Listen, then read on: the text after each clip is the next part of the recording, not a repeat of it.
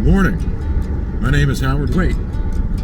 This morning we're going to go see the inclined plane replica, which I helped design. The replica was built as part of the Gateway Park project for the city of Aiken in 2024.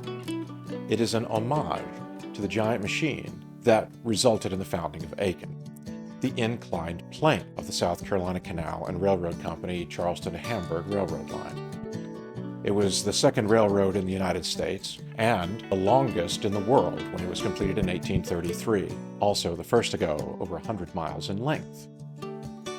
The inclined plane consisted of two major components. The first, a half-mile long sloped double track.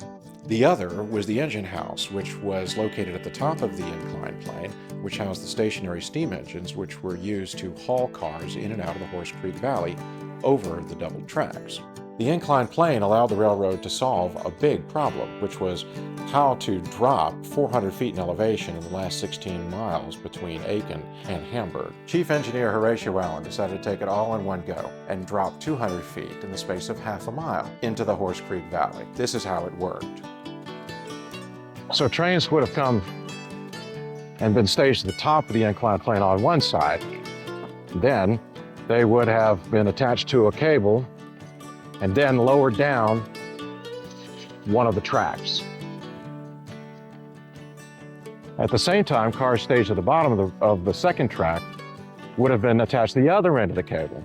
And simultaneously, they would have been hoisted up the tracks. The loads on the cars at the top and bottom of the inclined plane had to be matched so that they would counterbalance one another and make it possible for the stationary steam engines at the top of the inclined plane to winch the cable and haul the cars up and down simultaneously. The engine house, of course, was the prime component of the inclined plane. It housed three main components: the boilers, the stationary steam engine, and the controls. Let's look at them in detail.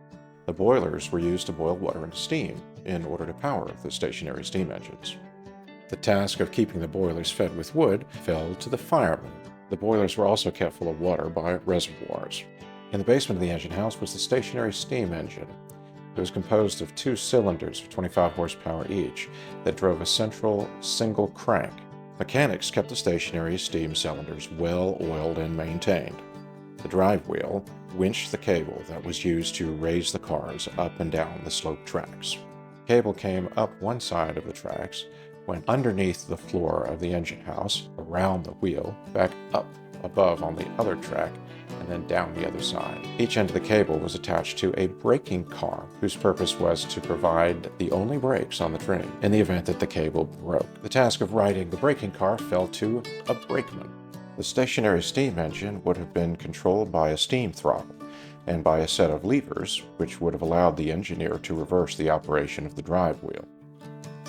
Firemen, engineers, mechanics, brakemen, and many others all worked together to keep the inclined plane running and make sure that goods and passengers got where they needed to go. It was a very complicated enterprise. We don't really know what the steam engine actually looked like, or for that matter, the engine house. Period sources and research lead us to believe that this is a good representation of what it might have looked like and how it was arranged and how it might have felt to actually be there in 1833 when the inclined plane started operating. The engine house and stationary steam engine were quite the technological achievement. They were ahead of their time. Without them, the South Carolina Canal and Railroad Company couldn't have operated, couldn't have completed their task of becoming the longest railroad in the world. So today we look back on the development of this technology as a milestone in the development of the United States. But it had another effect.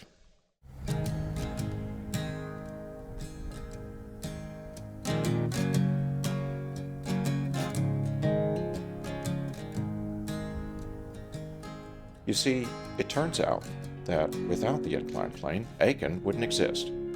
It grew up around the engine house, catering to the needs of travelers waiting for their turn to transfer across the inclined plane on their journeys. And that's why Aiken is where it is today, and Aiken continues to this day to remember its railroad heritage. not only in the historical markers we put up on the sides of the roads, but in remembering the trains that used to run down Park Avenue when it was Railroad Avenue, and why that curve is there in front of the old post office downtown.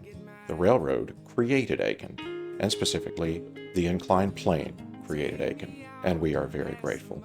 And that's why it's wonderful to now be able to come down to Gateway Park, walk through the arch, and remember what it might have been like, and to dwell on how far we've come and how much we owe to those engineers and surveyors, pioneers of railroading, who started way back in Charleston in 1829 with a vision.